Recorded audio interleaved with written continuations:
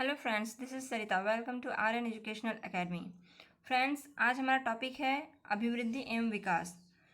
Child psychology में ये एक बहुत ही इम्पॉर्टेंट टॉपिक है। सो फ्रेंड्स, स्टार्ट करते हैं आज का टॉपिक, ग्रोथ एंड डेवलपमेंट, अभिवृद्धि एवं विकास। तो जानेंगे आज आप चाइल्ड साइकोलॉजी में बच्चों का विकास क्या होता है और वृद्धि क्या होता है। वृद्धि को ही हम बता दें आपको अभिवृद्धि भी कहा जाता है। अभिवृद्धि या वृद्धि बात एक ही है, शब्द दो हैं।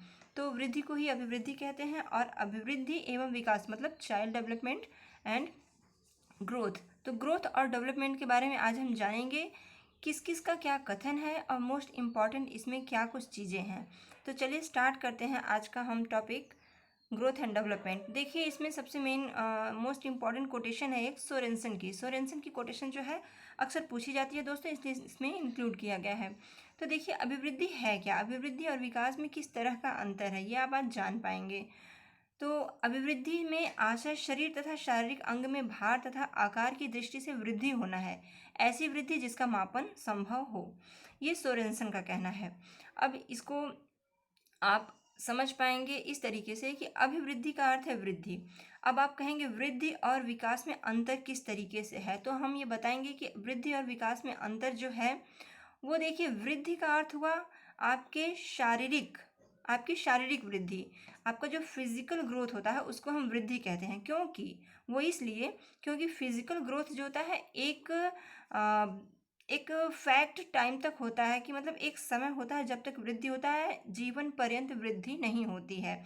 वृद्धि का एक समय होता है और एक मानक होता है कि हाँ कितनी वृद्धि होनी है। जैसे एक बालक हो या बालिका हो, एक नियत समय तक 18 वर्ष या 21 वर्ष तक, तकरीबन 21-22 वर्ष तक तकरीबन वृद्धि होती है। जीवन पर्यंत तो वृद्धि होती नहीं है, लेकिन विकास हमारा जीवन पर्यंत होने वाली प्रक्रिया है।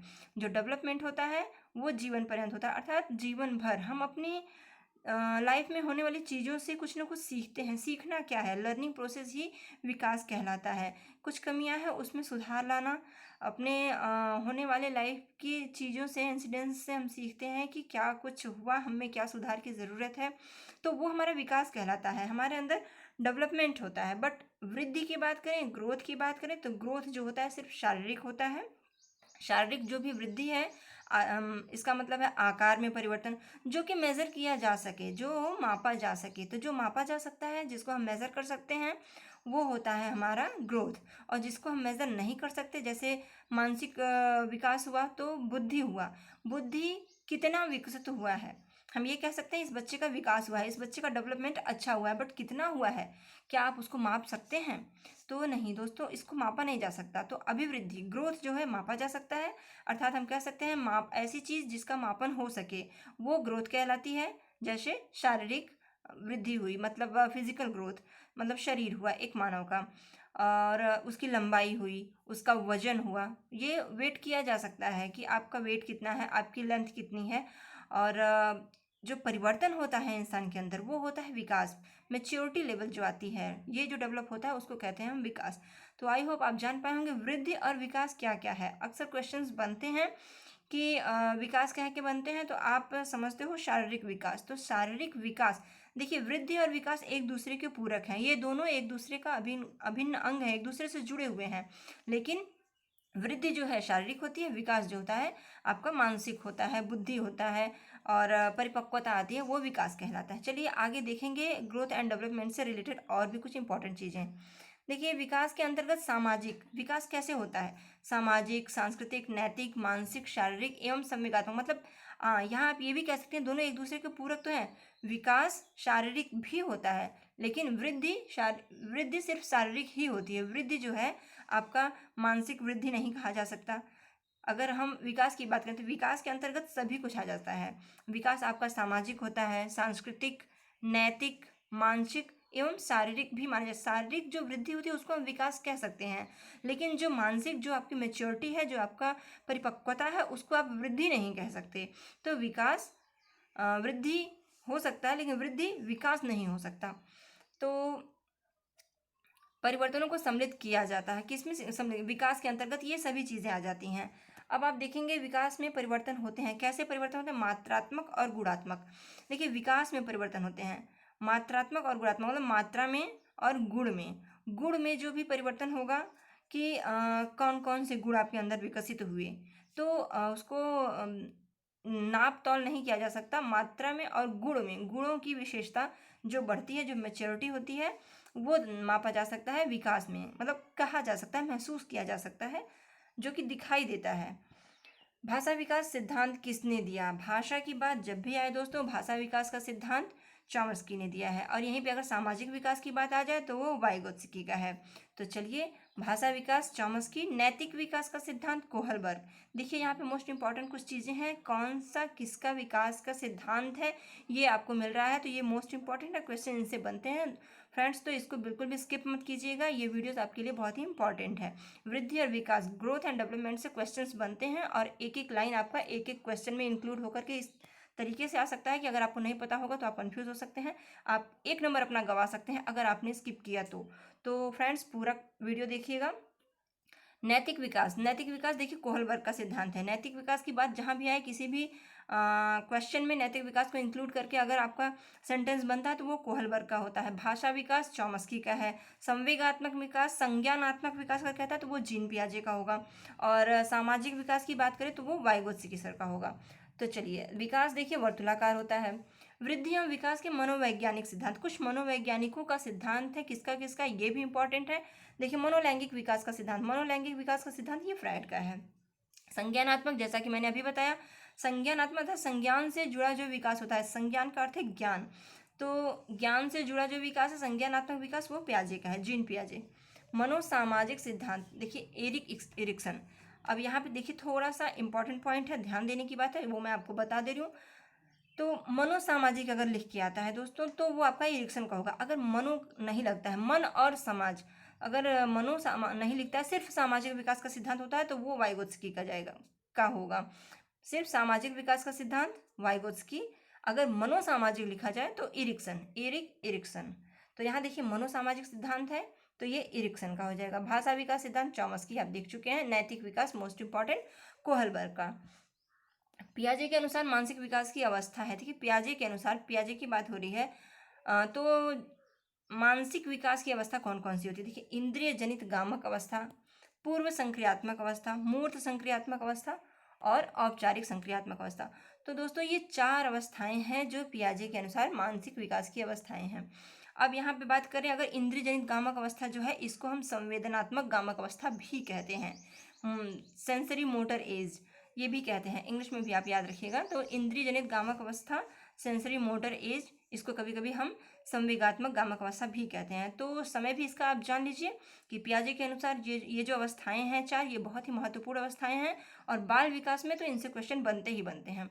इंद्रिय जनित गामिक अवस्था की जो एज होती है वो जन्म के बाद 0 से 2 वर्ष की होती है, इंद्रिय जनित गामक अवस्था, या फिर कहें संवेदनात्मक गामक अवस्था। पूर्व संक्रियात्मक अवस्था ये हो जाती है आपकी 2 से 6 वर्ष की। पूर्व संक्रियात्मक अवस्था 2 से 6 वर्ष या 7 वर्ष भी लिख करके आ सकता है, तो 2 से 6 या 2 से 7। और मूर्त संक्रियात्मक अवस्था ये उसके आगे की अवस्था है। मूर्त संक्रियात्मक अवस्था 7 से 11 वर्ष की हो जाएगी। और उसके बाद औपचारिक संक्रियात्मक अवस्था ये हो जाएगा आपका 11 से 15 तक भी दे सकता है दोस्तों, 18 तक भी दे सकता है, 11 से ऊपर होगा, ये ध्यान दीजिएगा। तो ये पियाजे की मोस्ट इंपॉर्टेंट 4 अवस्थाएं, इंद्रिय जनित गामक अवस्था, पूर्व संक्रियात्मक अवस्था, मूर्त संक्रियात्मक अवस्था और औपचारिक संक्रियात्मक अवस्था। इनसे जुड़ी इन लोगों की एज के बारे में आपने जाना। चलिए आगे बढ़ते हैं। मूर्त संक्रियात्मक अवस्था का समय 7 से 11 है, अभी हमने बताया। अब ये देखिएगा संवेग, संवेग के बारे में, संवेग कौन कौन से होते हैं? भय, क्रोध, घृणा, वात्सल्य, करुणा, आश्चर्य, ये सब क्या है? तो ये सब इमोशंस ही हैं, इमोशनल संवेग ही हैं। तो भय आना किसी का, मतलब जिस चीज़ का खुद पर वश नहीं होता वो खुद से होती है, किया नहीं जाता, वो कोई क्रिया नहीं है, किया नहीं जाता उसे, वो स्वयं आता है मनुष्य के अंदर जो भाव, उसे ही संवेग कहते हैं। भावनाएं जो होती हैं, भाव में उथल पुथल होता है, भाव का बदलना होता है, या भाव का स्वयं परिवर्तित होना या स्वयं उत्पन्न होना, ये सब संवेग कहलाते हैं। तो भय, ये भय किसी के द्वारा दी गई चीज़ नहीं है, किसी भी चीज़ को देख करके या कुछ ऐसा माहौल बनता है जिससे कि भय स्वयं उत्पन्न होता है, भय होता है। क्रोध भी किया नहीं जाता, क्रोध भी सिचुएशन के अकॉर्डिंग क्रोध आने जैसी स्वाभाविक चीज़ है। घृणा, वात्सल्य, वात्सल्य ममता जो होता है, एक शिशु के प्रति माँ के अंदर जो वात्सल्य है, वात्सल्य से करुणा भी वात्सल्य, करुणा, ये दोनों एक ही चीज़ें हैं। करुणा अर्थात ममता, वात्सल्य अर्थात माँ से जुड़ी चीज़ है। करुणा हर किसी इंसान को देखकर इंसान के अंदर जो पनपता है, अगर कोई उस तरीके का इंसान है, जैसे कोई गरीब है या फिर कोई अस्वस्थ है या फिर कोई बहुत बीमार है या दिव्यांग है, तो ये सारी चीज़ें क्या हैं, स्वयं से उत्पन्न होती हैं। और आश्चर्य, तो ये सारे संवेग हैं। संवेग किसके हैं, मैकडूगल का है। संवेग 14 होते हैं। यहाँ पे 5 6 संवेगों की बात हो गई की गई है, लेकिन 14 संवेग होते हैं, वो मैकडूगल का है। विकास की 5 अवस्थाएं, जैसा कि आप ऊपर देख चुके हैं, विकास की पिछले वीडियो में आप देख चुके हैं। अगर नहीं देखे हैं दोस्तों, तो आप हमारी विकास की अवस्थाएं जो टॉपिक है पिछला आइकॉन बटन पे आपको मिल जाएगा। प्लेलिस्ट में भी हम डिस्क्रिप्शन में दे देंगे, आप वहाँ से पा सकते हैं। संवेग की अवस्थाएं, शैशवावस्था, बाल्यावस्था, किशोरावस्था, ये तीनों टॉपिक पर वीडियोस कंप्लीट हो गए हैं, आप देख सकते हैं। उन्हें देख करके भी आप ये वीडियोस देखेंगे तो आपके लिए काफ़ी इफेक्टिव होगा। तो गर्भावस्था, शैशवावस्था, बाल्यावस्था, किशोरावस्था और प्रौढ़ावस्था, विकास की 5 अवस्थाएं होती हैं। लेकिन शिक्षा की दृष्टि से अगर देखी जाए तो विकास की 3 ही अवस्थाएं होती हैं, मुख्य 3 अवस्थाएं होती हैं। कौन कौन सी, शैशवावस्था, बाल्यावस्था और किशोरावस्था। आगे बढ़ेंगे, अभिवृद्धि और विकास में अंतर। सो फ्रेंड्स, देखिए अभी तक आपने देखा ग्रोथ एंड डेवलपमेंट क्या है, what is growth and what is development. But अब आप देखेंगे डिफरेंस, इन दोनों के बीच क्या डिफरेंस है। ग्रोथ एंड डेवलपमेंट के बीच में आप डिफरेंस देखेंगे और समझ पाएंगे कि किस तरीके से मैंने जो बताया वो आपको मिलेगा। आप काफ़ी अच्छे तरीके से, कुछ और भी एक्स्ट्रा आपको मिलेगा कि दोनों में क्या अंतर है, किस प्रकार का अंतर है। तो देखिएगा, अभिवृद्धि जो होती है अर्थात ग्रोथ जो होता है, उसका स्वरूप बाह्य होता है, लेकिन विकास जो है, डेवलपमेंट जो है, ये आंतरिक और बाह्य दोनों होता है।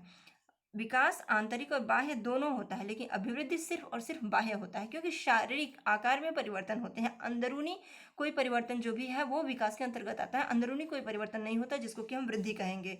विकास आंतरिक और बाह्य दोनों होता है। आगे बढ़िएगा, दूसरा देखिए मोस्ट इंपॉर्टेंट पॉइंट, अभिवृद्धि कुछ समय के बाद रुक जाती है। तो दोस्तों मैंने बताया, जो शारीरिक ग्रोथ होता है वो एक समय तक होता है, लाइफ टाइम तो कोई भी मनुष्य ग्रोथ करता नहीं है, तो रुक जाती है। बट जीवन पर्यंत होता रहता है, तो क्या होता है, वो विकास है, जो कि जीवन पर्यंत होता है। जीवन पर्यंत होने वाली, चलने वाली प्रक्रिया विकास है। अभिवृद्धि का प्रयोग संकुचित अर्थ में होता है। अभिवृद्धि एक नॉर्मल सी चीज है, जो कि आप सभी जानते हैं, बढ़ना, ग्रोथ करना क्या है, अभिवृद्धि है। वो हर मनुष्य में होती है, किसी में ज़्यादा किसी में कम तो होती है। बट ये इसका कोई भी बहुत विशेष अर्थ नहीं निकलेगा, एक संकुचित अर्थ है। लेकिन विकास अपने आप में बहुत ही व्यापक शब्द है, बहुत ही व्यापक रूप में इसका प्रयोग हो सकता है। विकास क्या है, परिपक्वता है। विकास क्या है, हाँ, मानसिक चिंतन करने की क्षमता है। विकास क्या है, किसी भी चीज़ को, किसी भी उद्देश्य तक, किसी भी लक्ष्य तक पहुंचने का एक प्रयास है।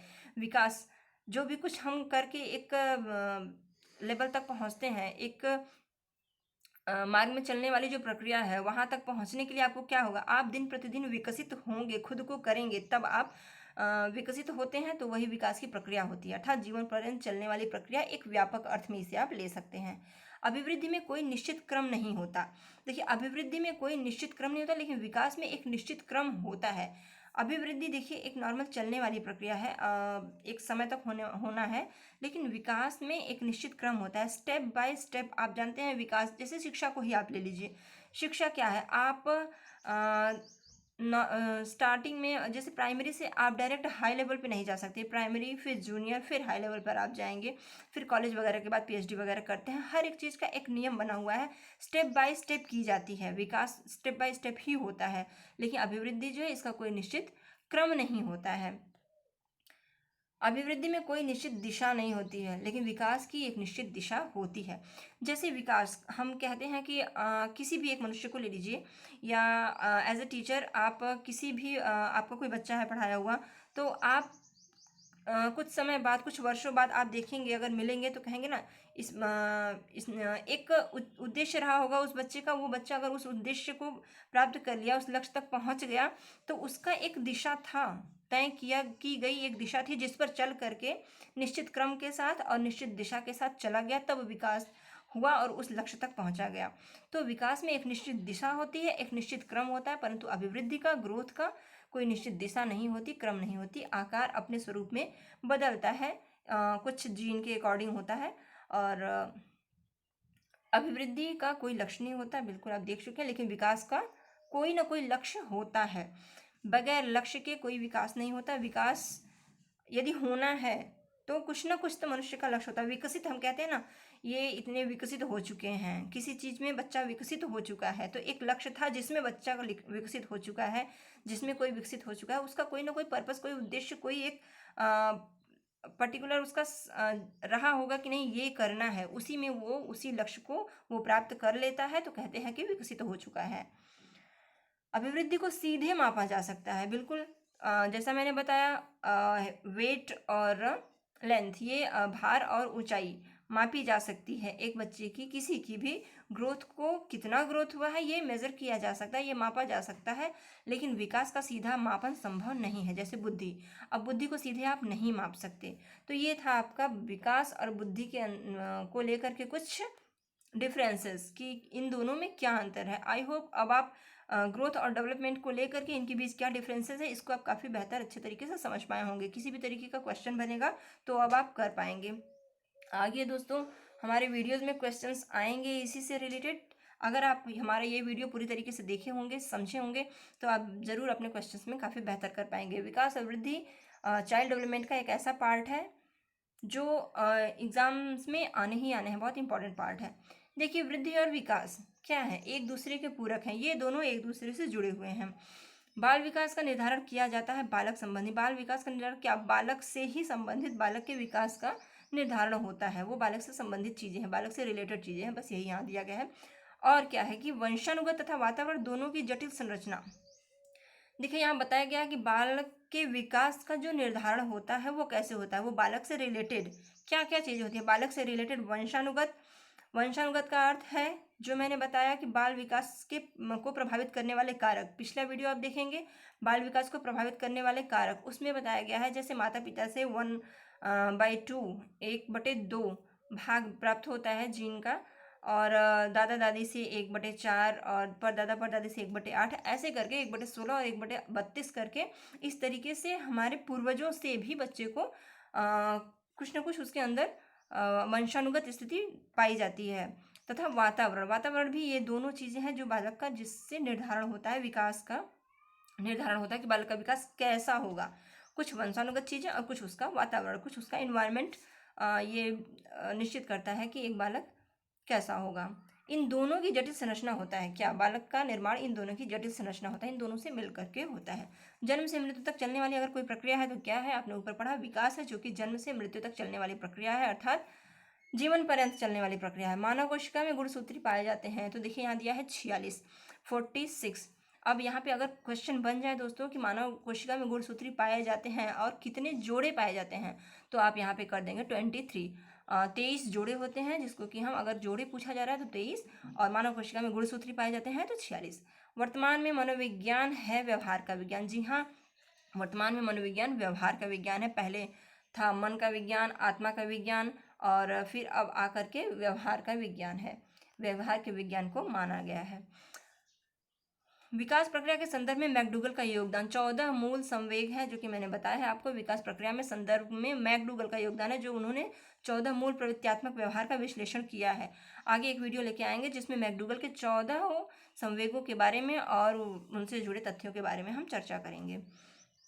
बालक के विकास की प्रक्रिया एक एवं विकास प्रारंभ होता है जन्म से पूर्व ही। देखिए, बालक के विकास की जो प्रक्रिया होती है जन्म के बाद तो होती है, आप लोगों को ये देखने में लगता होगा जन्म के बाद ही होती है, लेकिन जब 9 माह 10 दिन, आपने पिछले वीडियो में देखा होगा एक बालक का गर्भावस्था का काल कितना होता है, तो 280 दिन।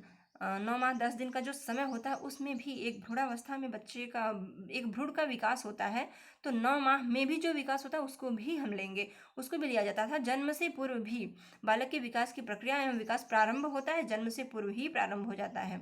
अभिवृद्धि क्या है, एक जैविक क्रिया है। विकास के लिए आवश्यक है अधिगम और वातावरण। देखिए, अधिगम मीन्स लर्निंग पॉइंट, और वातावरण इन्वायरमेंट जैसा होगा और जैसा कुछ सिखाया जाएगा। अधिगम मीन्स सीखना, जैसा कुछ सिखाया जाएगा, जैसा कुछ परिवेश मिलेगा और जैसा कुछ वातावरण होगा उसके अकॉर्डिंग होता है डेवलपमेंट। शरीर की लंबाई बढ़ना क्या है, अभिवृद्धि है, ये आप देख चुके हैं। पिनियल ग्रंथि से होता है, देखिए पिनियल ग्रंथि से मस्तिष्क का विकास होता है। विकास के कितने पक्ष हैं, तो विकास के 5 पक्ष हैं। विकास की अवस्थाएं कितनी हैं, तो विकास की 5 अवस्थाएं हैं, आप पीछे देख चुके हैं विकास की 5 अवस्थाएं। और पारिपाक काल का समय होता है, पारिपाक काल का समय 9 से 12 वर्ष होता है। किस अवस्था में होता है, बाल्यावस्था में, पारिपाक काल का समय होता है 9 से 12 वर्ष। प्रारंभिक वर्षों में वृद्धि तथा विकास की प्रक्रिया रहती है। देखिए, प्रारंभिक वर्षों में जब स्टार्ट होता है एक बालक का निर्माण, एक बालक का जन्म होता है, उसके बाद वृद्धि और विकास की जो प्रक्रिया होती है वो मैंने बताया है शैशवावस्था में अत्यंत तीव्रगामी, बहुत ही तेजी से शैशवावस्था में होती है, बाल्यावस्था में थोड़ा रुक जाता है, फिर तेजी से विकास होता है किशोरावस्था में। तो प्रारंभिक वर्षों में बोला गया है, प्रारंभिक वर्षों में बहुत ही तीव्र होगी जी, अत्यंत तीव्र गति से होती है। अभिवृद्धि एकांकी प्रक्रिया है। अभिवृद्धि का मतलब ग्रोथ से है, वृद्धि से है, तो एकांकी प्रक्रिया आप समझ सकते हैं। विकास है बहुमुखी प्रक्रिया। एकांकी प्रक्रिया बहुमुखी प्रक्रिया का अर्थ समझ रहे हैं कि नहीं? एकांकी प्रक्रिया अर्थात विकास जो वृद्धि जो है एकांकी है। एकांकी का अर्थ हुआ एक संकुचित रूप में लिए हुए, सिर्फ वृद्धि का अर्थ ग्रोथ से है, सिर्फ विकास से है, लेकिन विकास सिर्फ वृद्धि से है। लेकिन विकास क्या है? बहुमुखी प्रक्रिया। बहुमुखी अर्थात उसका लक्ष्य होता है, उसकी दिशा होती है, एक निश्चित उद्देश्य के साथ विकास होता है और बहुमुखी प्रक्रिया है। कई तरीके से, जैसे मानसिक विकास, शारीरिक भी लिया जाता है, सांस्कृतिक, नैतिक, ये विकास के कई पहलू हैं। लेकिन अभिवृद्धि जो है, ग्रोथ जो है, वो सिर्फ और सिर्फ शारीरिक होता है। एकांकी प्रक्रिया अर्थात सिर्फ शारीरिक होना, और विकास जो है बहुमुखी प्रक्रिया का अर्थ हुआ आपका शारीरिक, सांस्कृतिक, सामाजिक, नैतिक, ये सभी चरण इसमें आ जाते हैं। तो बालक पहले किस मांसपेशियों पर निरंतर करना प्रारंभ करता है? तो देखिए दोस्तों, पहले एक शिशु जब क्रंदन करता है, जब वह आत्मनिर्भर नहीं हो पाता, जब वह दूसरे पर पराश्रित होता है, तो क्या करता है? सर्वप्रथम अगर नियंत्रण करना वो प्रारंभ करता है, कुछ अपने हाथों पैरों को ही हिलाता है ना, तो हाथ और पैर ही हैं जिसका वो सर्वप्रथम नियंत्रण में लाने के लिए अपने हाथ और पैर, मांसपेशियां जो उसकी होती हैं, उसका वो प्रारंभ करता है, हाथ पैर हिलाना ही स्टार्ट करता है। संज्ञानात्मक विकास के सिद्धांत के प्रवर्तक थे तो पियाजे थे। संज्ञानात्मक विकास की जब भी बात हो तो पियाजे हैं। विकास के मनोविश्लेषणात्मक सिद्धांत के प्रतिपादक इरिक्सन। और देखिए, मनोविश्लेषणात्मक के साथ साथ मनोसामाजिक भी लिख करके आए तो दोस्तों इरिक्सन ही होंगे। मनोसामाजिक इरिक्सन, संज्ञानात्मक विकास के सिद्धांत के प्रतिपादक पियाजे, और नैतिक विकास का सिद्धांत कोहलबर्ग, और ये भाषाई विकास की बात है तो चॉम्स्की, और सामाजिक विकास की बात है तो वाइगोत्स्की। ये 4-5 लोग हैं जिनको कि आप दोस्तों देखिए, सुनते हैं आप तो एक नोटबुक और पेन लेके बैठा कीजिए, और जो आपको इंपॉर्टेंट लगे वहाँ पे वीडियो को पॉज करके नोट कर लीजिए या फिर स्क्रीनशॉट ले लीजिए। इस तरीके से क्या होगा, आप जो भी भूलेंगे दोबारा वीडियो देखेंगे या फिर उसे आप रिवाइज कर लेंगे तो ये ज़्यादा देर तक याद रहेगा। और ये चीज़ें भूल जाती हैं, बहुत सारे साइकोलॉजिस्ट हैं तो कन्फ्यूज़न हो जाता है, तो 2-3 बार वीडियोस देखेंगे तो बिल्कुल आपका कॉन्सेप्ट क्लियर हो जाएगा। सो फ्रेंड्स, आज की टॉपिक को हम यहीं पे समाप्त करते हैं। पूरे इस चैप्टर को पूरा जरूर देखिएगा। ग्रोथ एंड डेवलपमेंट एक मोस्ट इंपॉर्टेंट टॉपिक है चाइल्ड साइकोलॉजी का। सो फ्रेंड्स, आगे हम दूसरा वीडियो लेकर के आएंगे। कैसा लगा हमारा प्रयास बताइएगा ज़रूर, कमेंट कीजिएगा दोस्तों। आपके कमेंट से देखिए हम लोगों को प्रेरणा मिलती है कि कैसा है हमारा प्रयास। और प्लस सबसे बड़ी बात कि आप सुझाव दीजिए कि आपको किस तरीके की क्लास चाहिए। आपको क्वेश्चंस ज़्यादा चाहिए, जो ऑब्जेक्टिव क्वेश्चन कराए जाते हैं वो क्लास ज़्यादा चाहिए, या फिर थ्योरी बेस, या फिर इस तरीके की? तो फिर फ्रेंड्स, जैसा भी हो कमेंट कीजिएगा, हम उस तरीके से आपकी क्लास का मैनेज करेंगे कि किस तरीके से आपको देना है। सो फ्रेंड्स, बस आज के लिए इतना ही। सब्सक्राइब जरूर कर लीजिए अगर पढ़ने के लिए आर्यन एजुकेशनल अकेडमी को सब्सक्राइब कीजिए, लाइक कीजिए और शेयर कीजिए अपने दोस्तों में भी। दोस्तों बस इतना ही, थैंक्स।